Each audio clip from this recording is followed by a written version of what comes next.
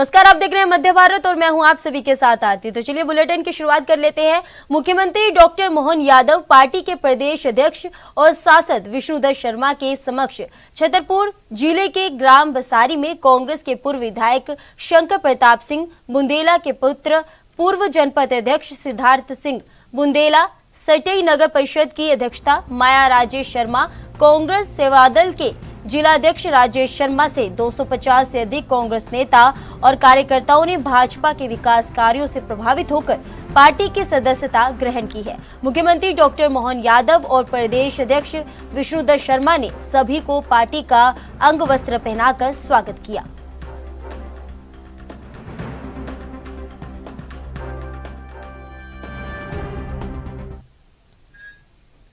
जिला प्रशासन के द्वारा महिला मतदाता जागरूकता कार्यक्रम के तहत जिले के 1 लाख से ज्यादा महिलाओं ने मतदान करने की शपथ ली। पूरे जिले में एक ही समय दोपहर 12 बजे 1 लाख से ज्यादा महिला मतदाताओं ने मतदान की शपथ ली। मतदान की शपथ कलेक्टर एवं जिला निर्वाचन अधिकारी रणवीर शर्मा ने दिलाई। इसी के साथ Golden Book of World Record बना। Golden Book of World Record Chhattisgarh प्रभारी सोनल शर्मा ने मंच से घोषणा की और कलेक्टर एवं जिला निर्वाचन अधिकारी रणबीर शर्मा को प्रारंभिक तौर पर सर्टिफिकेट सौंपा।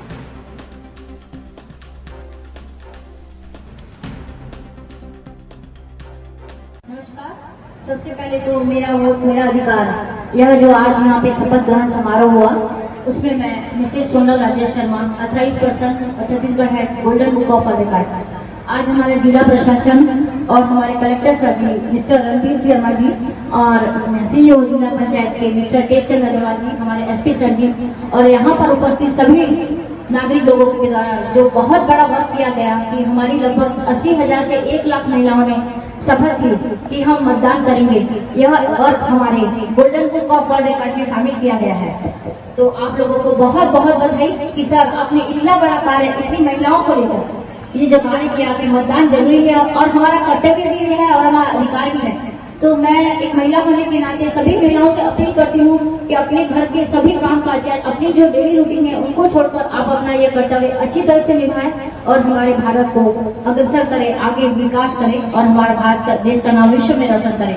और आज ये जो वर्क यहाँ पे शपथ ग्रहण समारोह हुआ, चूंकि हमारे ऑफिशियली हमें वीडियो और फोटोज वगैरह देंगे तब हम अनुसूचित जनजाति मोर्चा के प्रदेश अध्यक्ष विकास मरकाम का बड़ा बयान सामने आया है। उन्होंने कहा कि कवासी लखमा के बयान पर बहू लेने गया था, दूल्हा बना दिया, पर बोले कि यह बस्तर की जनता का अपमान है।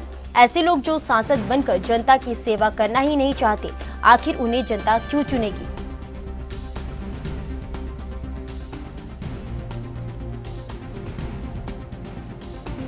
कल कवासी लखमा जो कि बस्तर के कांग्रेस के प्रत्याशी हैं, उन्होंने बयान दिया कि मैं अपने बेटे के लिए दुल्हन मांगने गया था और पार्टी ने मुझे ही दूल्हा बना दिया।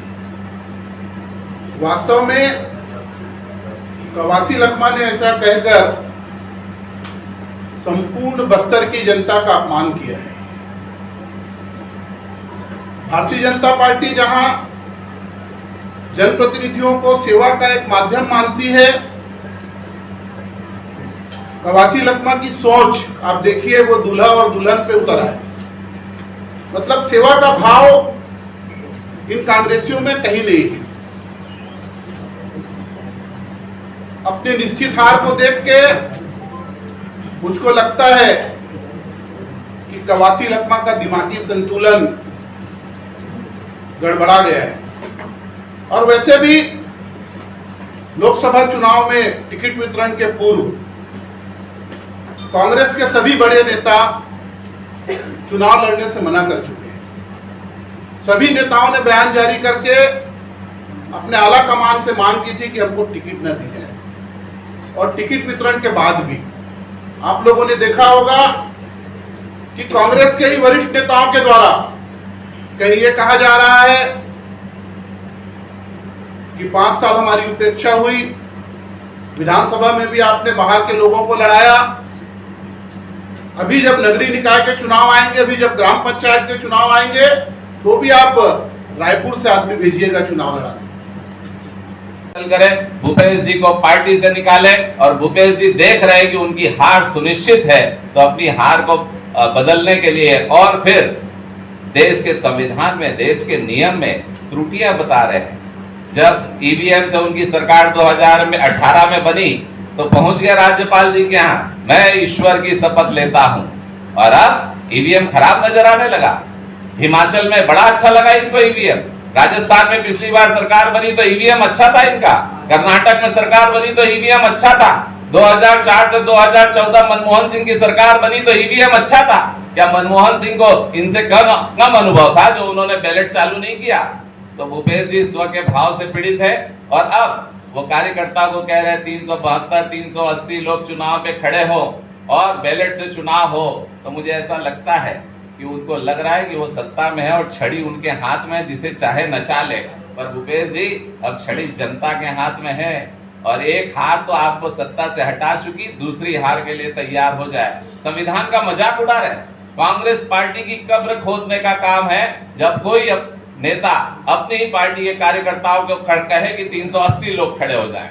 वो अपनी हार का एक और कारण जनता को बताने के लिए कि इतने लोग खड़े हो गए, मैं क्या कर सकता हूं। तो मुझे ऐसा लगता है भूपेश बघेल जी ये जो कुछ भी कर रहे हैं, मैं और मेरा स्व के भाव से कर रहे हैं। भारतीय जनता पार्टी का मानना है कि भूपेश बघेल जी ने मानसिक रूप से अपनी हार स्वीकार कर ली है, उनके कार्यकर्ताओं ने उनका विरोध करना शुरू किया है। अरे मुख्यमंत्री रहते इनके बाद कोई कहे पार्टी से निकाल दो और सरेआम मंच में विरोध हो, तो ऐसे नेता को कौन वोट देगा। हम आपके माध्यम से आज यही बताना चाहते हैं कि भूपेश बघेल जी, अब छड़ी आपके हाथ में नहीं है, छड़ी जनता ने आपसे छीन ली है। अब तो संविधान और कानून के हिसाब से आपको जीवन जीना पड़ेगा। पन्ना जिले में भ्रष्टाचार के मामले थमने का नाम नहीं ले रहे हैं। हाल ही में शिक्षा विभाग का एक बाबू 20,000 की रिश्वत लेते रंगे हाथों गिरफ्तार हुआ था, तो आज फिर विद्युत विभाग के सहायक अभियंता रत्नेश कुमार वर्मा को 10,000 रुपए की रिश्वत लेते हुए रंगे हाथों पकड़ा गया, जिसके बाद पुलिस द्वारा कार्रवाई करते हुए सहायक अभियंता को गिरफ्तार कर लिया गया है।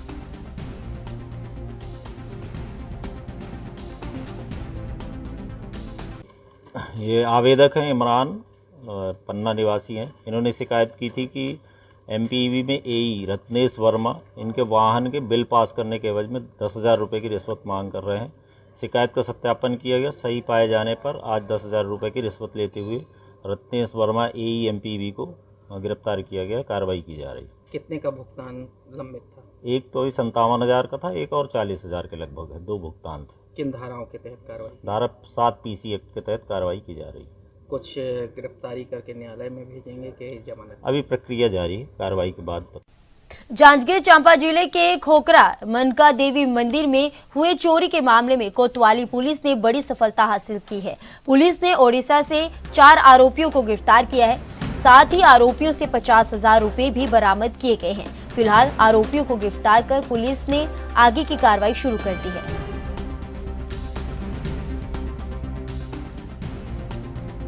जांजगीर नगर में खोखरा बस्ती में मां मनका देवी मंदिर में 15-16 तारीख की दरमियानी रात में अज्ञात चोरों के द्वारा मंदिर की दान पेटी को उठा के ले गए थे, जिसमें लगभग 1.5 लाख रुपए की राशि होने का अनुमान था। इसमें जांजगीर पुलिस के द्वारा लगातार अज्ञात चोरों की पतासाजी की जा रही थी, जिसमें तकनीकी आधार पर पता चला कि चोर जो है वो बरगढ़ उड़ीसा के रहने वाले हैं, तथा पुलिस की टीम वहाँ पर रवाना हुई तथा जो चोरी की वारदात में शामिल 4 लोगों को पुलिस द्वारा गिरफ्तार किया गया। तो उनके कब्जे से चोरी के 50,700 रुपये की राशि को जब्त किए गए। 2 अज्ञात अन्य जो चोर है जो इसमें शामिल थे, जो घटना को निर्धारित करने के पश्चात से फरार हैं। उनके पास चोरी के अन्य रकम तथा जो अन्य सामग्री जिसमें चांदी का लोटा और करदनी होने की संभावना है, उनके कब्जे में होंगी।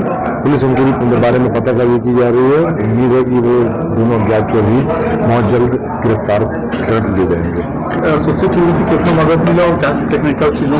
तकनीकी जो मंदिर प्रांगण में जो सीसीटीवी लगे थे उनसे जो है प्राथमिक स्तर पर काफी जानकारी मिली, जिससे चोरों की संख्या के बारे में अनुमान लगा कि शुरू में क्योंकि मंदिर प्रांगण में 4 चोर प्रवेश किए थे, तो यह शुरू में अनुमान लगाया गया कि 4 जो है आरोपी होंगे। इसके अतिरिक्त जो अपनी पुलिस की जो एसीबी टीम है, साइबर टीम है, इनके द्वारा लगातार तकनीकी आधार पर जांच की जा रही थी। इस प्रकार से मंदिर प्रांगण में लगे जो सीसीटीवी है उससे काफी हमको मदद मिली। आरोपी हैं, क्या कुछ पहचान हो गई है? हाँ, उनकी पहचान, जो दो अन्य आरोपी हैं उनकी पहचान हो गई है, उसको रखा जा रहा है।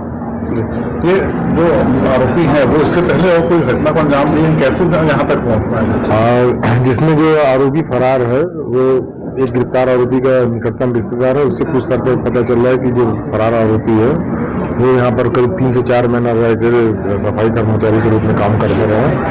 आशंका है कि उसी के द्वारा वो मंदिर प्रांगण में जाकर कभी रेकी की गई होगी और उस आरोपी के पकड़ में आने के पश्चात पूछताछ में इस बात की खुलासा किया जा सकता है। धन्यवाद। मामला छुई खदान के गांव के एकमात्र निस्तारी ताल को सरपंच ने बिना पंचायत की जानकारी दिए मछली पालन हेतु दिए जाने का ग्रामीणों द्वारा विरोध किया गया। ग्रामीणों ने आक्रोश जताते हुए बताया कि पूरे गांव में एकमात्र तालाब है जो निस्तारी के लिए काम आता है।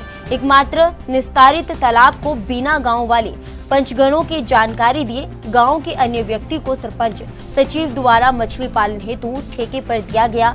वहीं इस संबंध में गांव के सरपंच का कहना है कि तालाब में जो मछली डाला गया है वो वर्तमान में उसे निकाल दिया जाएगा।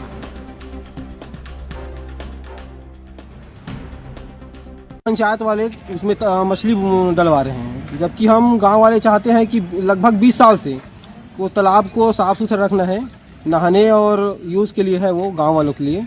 तो हम नहीं चाहते कि वो ख़राब हो। मछली पालन में पूरा तालाब ख़राब हो जाता है, तो हम नहीं चाहते कि पंचायत उसमें हस्तक्षेप करे, क्योंकि पंचायत में पूरा गांव वाले जाके बोल चुके हैं कि अभी नहीं करना है मछली पालन उसमें करके। अभी फिलहाल सरपंच और सचिव कहते हैं कि उनको बेच चुके हैं, और फिर आज सुबह कह रहे हैं कि नहीं बेचे हैं। और सामने वाला बोलता है कि मैं कलेक्टर से परमिशन लेके आ चुका हूँ, सिग्नेचर है कलेक्टर का करके। अभी आचार संहिता कहाँ से वो कलेक्टर मछली पालन का इन लोगों को परमिशन दे दिए। आप कहाँ हुआ पंच तो कार नहीं दिखना चाहिए बोलेगा भाई, एक ही तालाब है वो, मतलब निस्तारी के लिए है। मछली डालने से तालाब मतलब गंदा हो जाता है। तो यहाँ कैसे आए अभी? ओकरे लिए आ रहे हैं, मतलब मछली के लिए आवेदन जानकारी नहीं रही से। हाँ, जानकारी तो नहीं रही है। सचिव के कहना है सचिव के कि सब पंच ला जानकारी है। नहीं, 20 साल से हम लोग उसमें तालाब में कुछ भी नहीं करने के लिए, निस्तारी के एक ही तालाब है, नहाना धोना को सब काम ही करना पड़ता है। तो उसमें मछली डाल दिए, बोले मछली तालाब गंदा हो जाता है, तो क्या है फिर? नहीं, वो बोल रहा है मतलब क्या नाम है उसका, छोटू डाला उसको निकाल दूंगा। कौन है वो? बिना परमिशन के डालिस कैसे भाई? हाँ, परमिशन नहीं लिया जी, नहीं लिया है ना। तो सचिव कैसे बोला था कि कौन से 3 क्रमांक के काम में ये करे करके? कैसे यार? हाँ, वो सचिव कैसे भाई? बता भाई, प्रस्ताव क्रमांक 3 में कैसे डाल? पीके नहीं कहते थे, बोले सुबह शिव का